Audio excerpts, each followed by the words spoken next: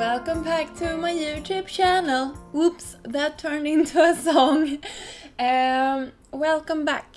I hope you have had a great day or a great weekend. I don't know actually when I'm gonna upload this to YouTube. So here in Sweden it is Thursday today and I'm recording this. I'm on semester vacation, so it's so I'm free right now, so it's awesome, and it's so hot in the room that I'm recording this in. So I'm gonna be pretty fast. The card for today is fairly simple and you don't need a whole lot of supplies. I've just chosen some of my SIG markers and a good watercolor paper. I will list it down below for you. I also tried my colors out and lay them in the order of the rainbow. I don't know about you, but I've been seeing a lot of rainbow cards lately, and it was high time for me to try to create one.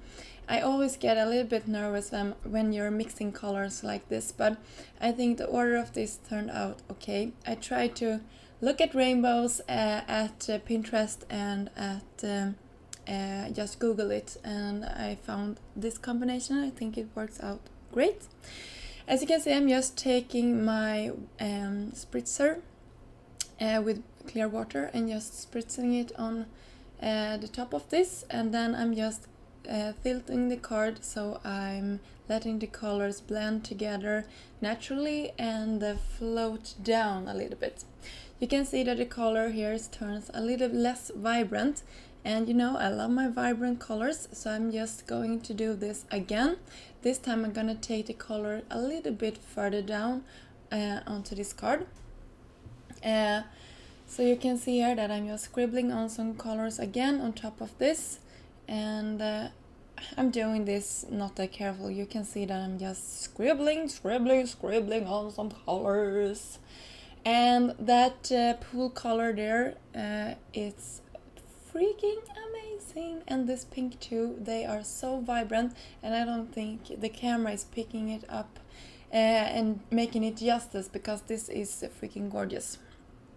I'm spritzing on a lot of water, more, and just tilting the card and letting these blend together. You can see I have a baby wipe there just to make sure that the colors isn't mixing and making like a brownish yucky color.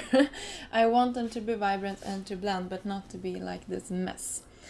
I'm just taking a brush and going over some of those parts at the top. Here I'm trying out which of these card bases that I like the most. I have a white one and this craft color part. You can see it up there, and I'm gonna go with that. I also have this stamp set from Fawn, and that and this also is die cut from Fawn. You can see that love die cut. And I have my purse circle out of vellum from Avery L. And the card will say, "Love, you color my world." And I think that is cute. I'm just gonna prepare this vellum piece and then mount my stamp on top of an acrylic block. This acrylic block is from Fawn, I believe. And now I'm just taking some Versamark and pressing it down on top of it. And then I will coat this with some gold embossing powder. You can see here I'm just trying to line that up as carefully as I can, so it will be looking good when I'm laying that love on top of it.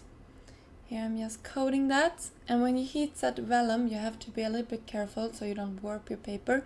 You will see that my paper is gonna be a little bit warped. I also die cutted another love piece out of some fun foam, and now I'm just layering that gold foiled part on top of it. And here I'm just wiggling it around just to make sure that it is perfectly lined up. Now comes the fun part.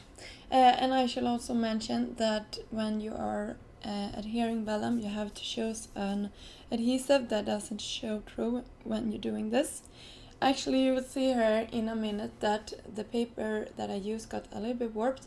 So now I'm just gonna, and now I actually am adhering that piece that said love, but in a minute you will see that I'm going back and just adding some small drops of adhesive behind that vellum without actually hiding it.